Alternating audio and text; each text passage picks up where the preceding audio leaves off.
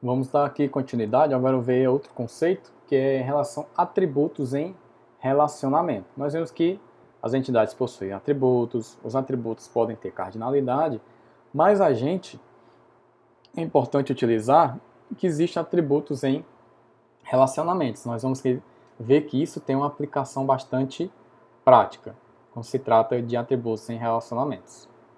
Por exemplo, eu tenho esse diagrama aqui, que possui as entidades engenheiro, entidade projeto, e é entre eles o relacionamento atuação. Aí o questionamento é o seguinte: como representar a função que um determinado engenheiro exerce em um projeto? Então, como é que eu faço para representar isso? Uma função que um engenheiro exerce em um projeto.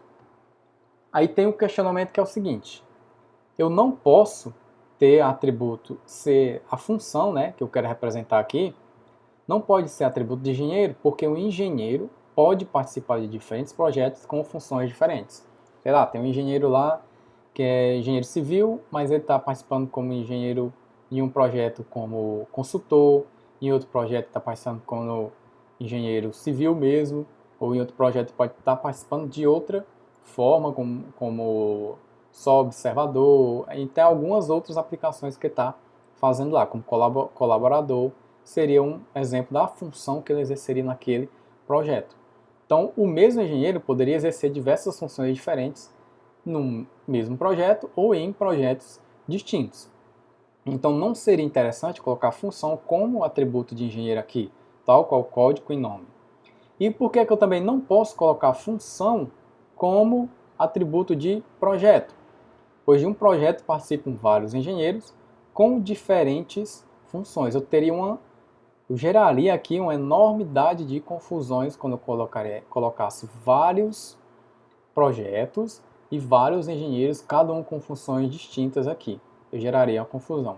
Então, por isso que se cria os atributos em relacionamento. O que é que eles fazem? Justamente isso. Toda vez que eu, engenheiro, me associar a um projeto, eu obrigatoriamente, nesse meio caminho, vou ter uma função especificada. Então, se eu for engenheiro civil, minha atuação naquele projeto é consultor, eu já vou colocar a função lá como consultor. Se eu sou engenheiro civil e eu vou atuar em outro projeto, minha função lá é ser realmente engenheiro de obras, engenheiro para consultar lá, fazer cálculos referentes a alguns materiais, a licitações, não sei.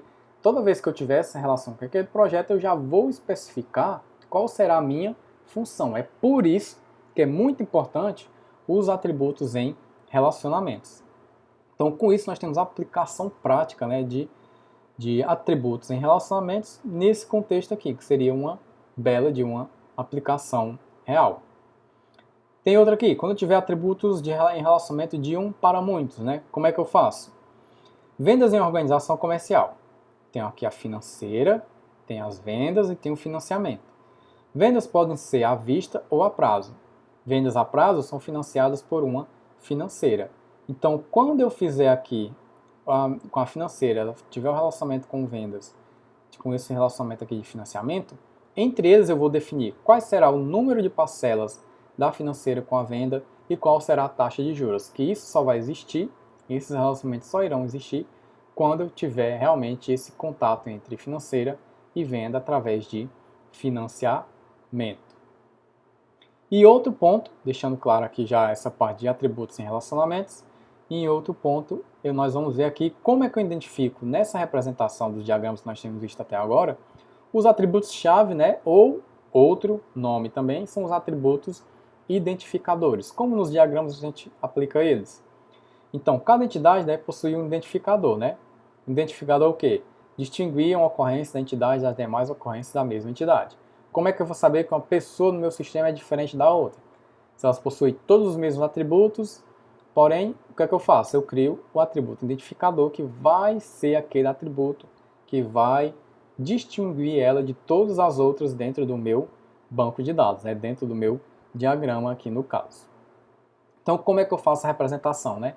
Eu represento, tem a minha entidade, o atributo identificador vai ser representado por essa bolinha aqui preenchida, nessa bola escura. É assim que ele vai ser representado.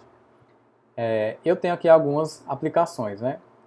ele fala aqui, identificador deve ser mínimo. Então eu tenho que possuir, geralmente, em uma entidade, a quantidade mínima de atributos possíveis. Nesse caso aqui, se eu utilizasse 2 atributos, eu posso utilizar? Posso, mas a gente opta sempre por utilizar uma quantidade menor de atributos identificadores. Então, no máximo, um é o ideal, né? No máximo 2, dependendo de como eles vão estar relacionados. Mas nesse caso, eu optaria apenas por utilizar, nesse caso aqui, código referente à minha entidade pessoa. Eu não optaria por colocar outro atributo nesse contexto. Então, assim que eu identificaria uma pessoa, diferenciaria a entidade pessoa de outras entidades que fossem instanciadas dentro do meu diagrama. A gente sempre opta por escolher a quantidade mínima. E sempre também vai ser uma boa prática, se eu tiver lá pessoa e tenho aqui código, a gente vai optar por colocar do lado código, aí o nome da entidade, pessoa. Vai ter lá isso assim, para identificar que código se refere a quem, aquela chave, aquele identificador se refere a qual entidade. Então é sempre ideal utilizar dessa forma. Não colocar só código, porque lá na frente você pode ver que vão existir outras entidades. Se você colocar código também, vai ficar meio que redundante. Quando eu for fazer a consulta, eu não sei aquele código se refere a qual entidade, para ficar mais claro. Então, se tiver aqui pessoa, coloca código, aí underline pessoa, para identificar que aquele código é aquela pessoa. E tem os relacionamentos identificadores, nas ferramentas que nós vamos utilizar, geralmente a gente não faz muito essa distinção, mas só para saber que existe, nesse caso a gente venha utilizar também, como é que eu defino um relacionamento identificador, além de ter os meus atributos identificadores das minhas entidades, como é que eu faço para identificar os relacionamentos identificadores? Seguindo o mesmo princípio, essa bola preenchida aqui em preto, eu tenho o relacionamento identificador aqui em relação a dependente. Então, dependente aqui é o relacionamento identificador em relação a empregado. Eu identifico com essa linha aí em negrito.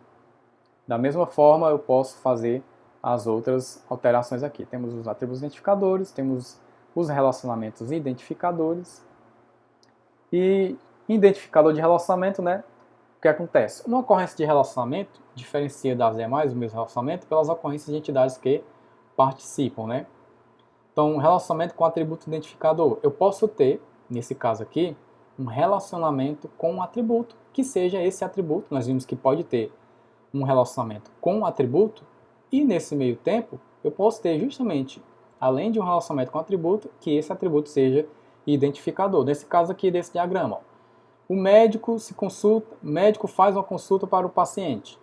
Como é que eu registro? Eu vou dizer quando que ocorreu, Eu vou registrar a data e a hora, e aí sim vai ser único aquele momento nesta situação. Naquele dia, naquela hora, o médico consultou o paciente fez a consulta naquele médico. Então eu posso criar esse relacionamento aqui.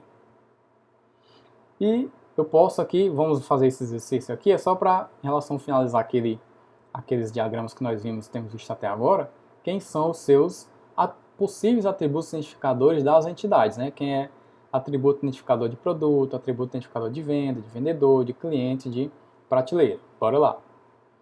Então, bora lá. Quem seria um atributo identificador de cliente, considerando todos aqueles atributos que eu tenho? Código. Então, eu crio um código para cliente. Eu decidi que esse daqui seria o ideal para ele. E sempre a gente vai optar, lembrando, aqui não tem mais optar para eu dizer código quem? Código underline cliente, que é uma boa prática. Vendedor, quem seria para vendedor? Teria todos os atributos de vendedor, teria código para vendedor, identificaria unicamente aquele vendedor. Para venda, número da nota. Então, para venda, como seria o número da nota fiscal, identificaria aqui como atributo identificador dele. E para produto, o código de barra já seria suficiente. Dos atributos que eu tinha, percebo que em relação a outros, eu não precisei aqui, por exemplo, em vendedor, eu criei um código para o vendedor. Mas em produto, não, porque código de barras já é único para cada produto, então já me serve aqui como atributo identificador para ele. Para prateleira, cada prateleira possui o seu número, então serve aqui como atributo identificador.